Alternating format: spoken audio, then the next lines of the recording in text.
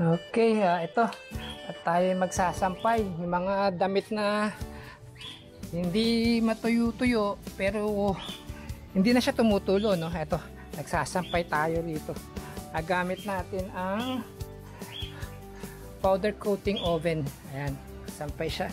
So, nakaset lang tayo ng 55 degrees Celsius in 20 minutes. So, ayan. Okay. Ayan, may sampayan sa loob.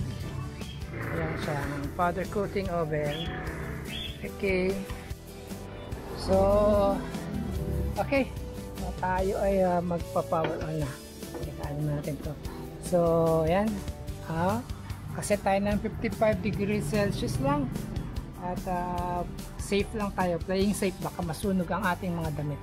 So, ayan. Burner 1. Burner 2.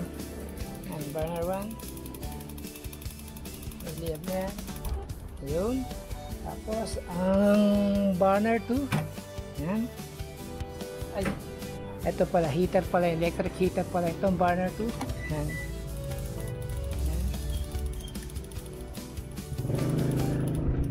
Ayan. So, okay. So, ayan. Sasara natin. 55 degrees Celsius. Mamamatay siya.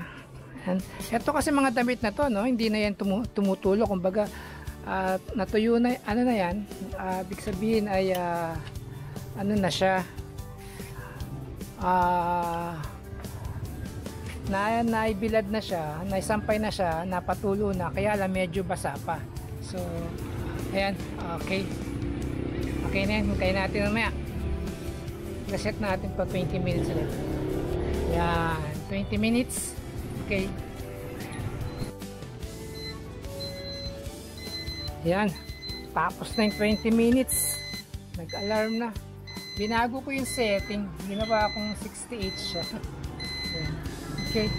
So, ilalabas na lang natin itong mga damit. Reset na lang natin. Curing time. Tapos reset. Okay. Yan. Ito na.